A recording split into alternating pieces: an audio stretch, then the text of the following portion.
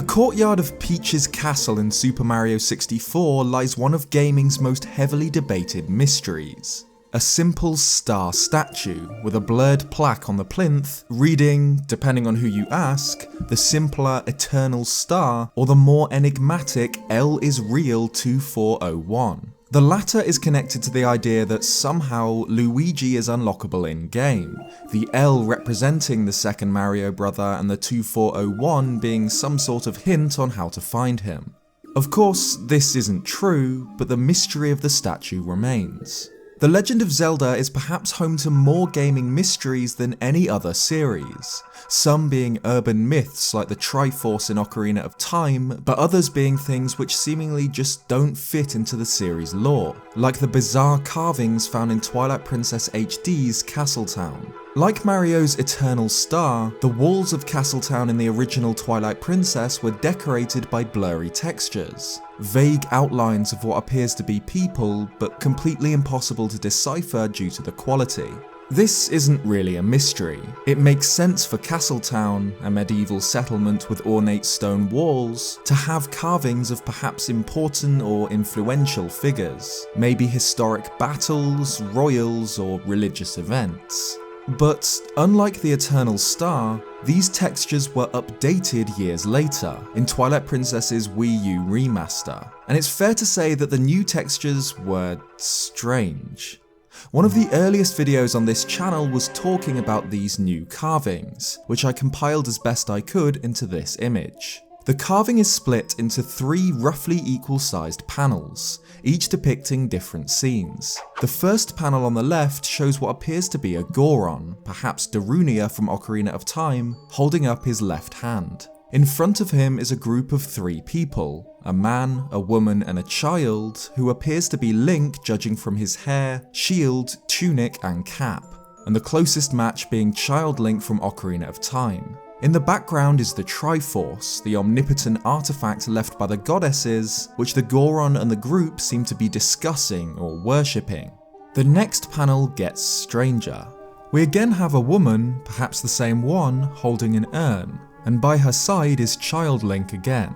However, flanking them on either side are bird people who look uncannily similar to the Wind Waker's Rito, with large beaks, wings and pointed heads. And finally, we have Link standing next to the man from the first panel, in front of an Oka, the strange sky-dwelling people who built the ancient city in the sky, and a Zora holding a spear. Safe to say there's a lot to unpack here. Child Link isn't out of place, as this is the child timeline following on from the timeline in which Link, as a kid, warned Zelda of Ganondorf's plan, ultimately leading to his execution. But the Rito had only appeared in the adult timeline as an evolution of the Zora until Breath of the Wild years later. They're not seen prior to Twilight Princess like they would have had to been to appear on these carvings. Even with the Rito aside, just what's being shown here? Child Link, alongside an unidentified man and woman, talking to Darunia with the Triforce behind them, or Link with the man, an Oka and a Zora. Everything seems so deliberate here, yet from what we know of Zelda lore, it just doesn't fit or make sense. It seems to be telling a story involving the hero of time that we've never heard or experienced before. Events important enough to be immortalized on the walls of Castletown. Their appearance here is not only significant in-universe, but outside too. A designer must have deliberately drawn and implemented these carvings in the game, as they're entirely new textures, completely different to the blurry originals. Someone, somewhere, knows what these carvings are and what they're meant to depict.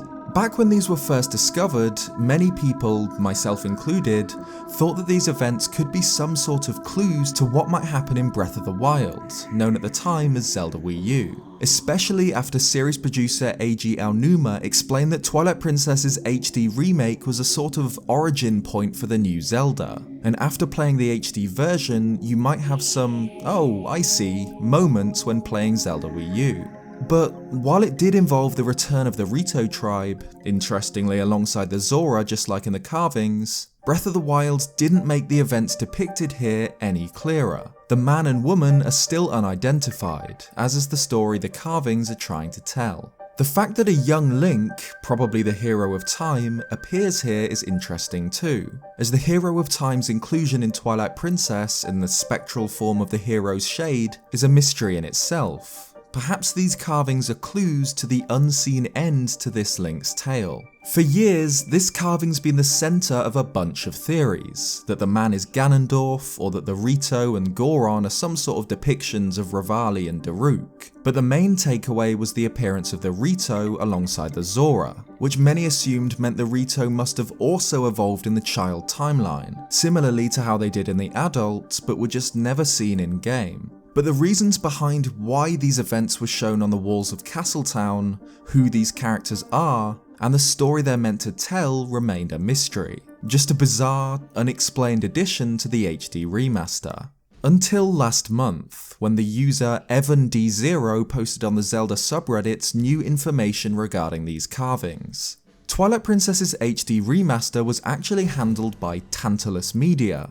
The reason being Nintendo were busy at the time developing Breath of the Wild, but had heard of Tantalus's great reputation for making HD remasters. So because these textures are new, and not just refined versions of older images, the carvings were designed by Tantalus rather than Nintendo. And in the Temple of Time, there's one new texture in particular that's interesting, a wall plaque decorated with Hylian letters.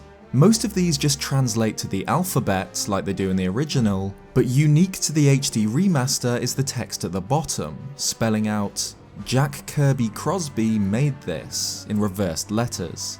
If it's not clear enough already, Jack Kirby Crosby isn't the name of some ancient architect who made the Temple of Time. He was a designer at Tantalus Media, who worked as the lead artist on Twilight Princess HD.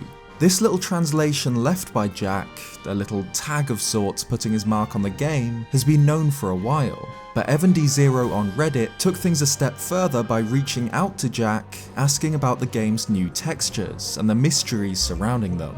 Jack responded with, "A lot of the original textures were often photos that had been manipulated into textures. The one you shared there was actually a picture of some ancient ruins relief, I suspect Roman, completely unnoticeable in the SD version, but once in HD it stuck out a fair bit. So often with these complex murals I would make things up. We had the Zelda art book, and so in this particular case I used it for reference and just put stuff that I liked in. I did kind of imagine a story that I would like to see happen in a Zelda game, though what that story is I'll leave up to interpretation. I'm not sure Link being a child is relevant though, since Link would have been a child at some point in all timelines. Thanks for reaching out, it was a really fun project to work on, and I'm very proud of the work we did on the game." So it seems the complicated, mysterious mural was just made up. A designer with a Zelda art book on hand, using pre-existing characters and artwork for reference, just designed the mural with what he thought looked cool. He does hint that there's an implied story here of something he'd like to see in a Zelda game, but what it actually is left up in the air. After years of theorizing and discussion, it seems that these mysterious carvings really do mean nothing, right? They were just thought up by a designer while flipping through books of Zelda artwork. They're not hints to unseen events in the child timeline, secrets of the Okka's evolution, or unknown deeds of the Hero of Time. It really is most likely something that just looks cool. But this is most likely the case with nearly everything in Zelda games. They start as something which just looks cool, but take on significance later on in the series. Significance which was never intended during their creation. Take Adventure of Link's trophy, known in the Japanese as the goddess statue for example, a winged woman with her hands together in prayer, which at the time will have just been a neat design for a statue resembling some goddess. Now however, it means something completely different. It could be a statue of Hylia, which would help the case for Breath of the Wild being in the Downfall timeline. But all of this was of course never intended when the statue was designed. The beauty of Zelda theorizing isn't always working out the intentions of the developers. It's connecting the dots in the gaps left unexplored by the games, and seeing how different things fit into the overall story, and trying to find answers for the mysteries in the games. So much of the Zelda series is left up to the player's imagination, which is probably what made people connect so strongly with the series when they first played. When playing Ocarina of Time as a kid, you don't know who built places like the Forest Temple. It leaves it completely up to the player's interpretation. A forgotten palace belonging to some long-dead royal family, the home of a coven of forest witches, or part of an entire abandoned town deep in the woodland. And objects like the Castletown carvings are examples of this. We now know that they aren't depicting a known event or deliberately hinting at secret Zelda lore, but that doesn't render them pointless. They still add to the world of Zelda, and they could still fit in someone's interpretation of the series' storyline. And despite not being designed directly by Nintendo themselves, there is a story implied here, summarized concisely in these beautifully mysterious stone carvings. And even if the true answer behind their appearance in the HD remake isn't as exciting as we thought, it's brilliant to have a bit of closure on one of the game's strangest mysteries. And as for the story they're depicting, let me know down in the comments what your interpretation of Jack Crosby's carvings are. Thanks for watching this video. If you liked it, leave a like or subscribe if you haven't already for more Zelda content. Cheers guys, and I'll see you next time.